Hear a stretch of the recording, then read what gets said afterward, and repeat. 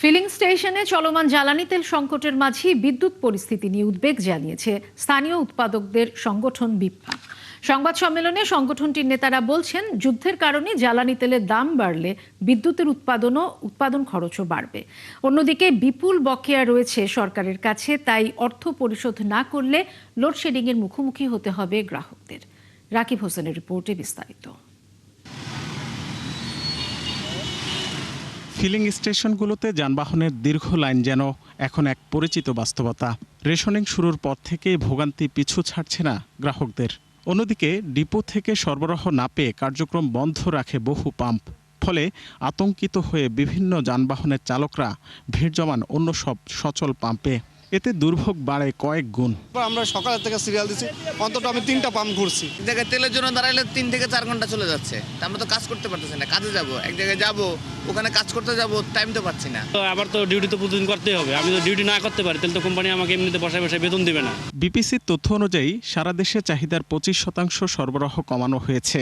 সবখানেই বিক্রি চলছে নির্দিষ্ট সীমা মেপে। কিন্তু এর মধ্যেও বাড়তি সুবিধা নেওয়ার অভিযোগ রয়েছে সরকারি কর্মকর্তাদের যানবাহনগুলোর। মানা হচ্ছে না ক্রয় বিক্রয় রসিদ ব্যবহারের নির্দেশনাও, জানিয়ে বিবাদে জড়াচ্ছেন অনেকে।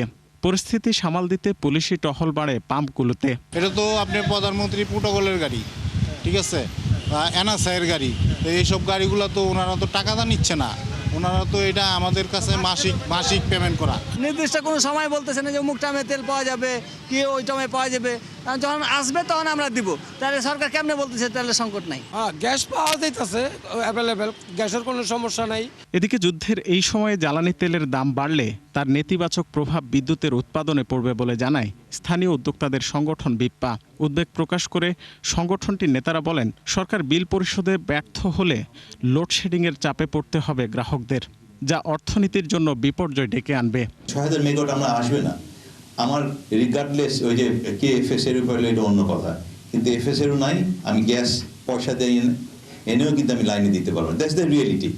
অন্য ইন্ডাস্ট্রিগুলোকে আমার কিন্তু চালিয়ে রাখতে হবে, সেটা আমাদের concern. This is more concern our, যে আমরা কীভাবে ইন্ডাস্ট্রিকে চালিয়ে রাখবো এবং আসলে কি ভবিষ্যতে আমরা আরও ইনভেস্টমেন্টে যাবো কিনা। এই যে ক্রাইসিসটা কিন্তু কমবে না। এই বিদ্যুতের জ্বালানি ক্রাইসিস, তারপর আবার গ্রেনের ক্রাইসিস, তারপর অনেক কিছুর ক্রাইসিস। হয়তো তখন কিছু লোডশেডিং মেনে নিতে হবে, কিছু লোডশেডিং মেনে খাওয়ার চিন্তা করতে হবে। তো এটা আসলে এই মুহূর্তে বলা যাবে না। আমরা টাকা দিলে অবশ্যই পারবো, টাকা দিলে পারবো না কেন? আপনি যদি বলেন যে টাকা দিয়ে বাঘের দুধ নিয়ে আসবো।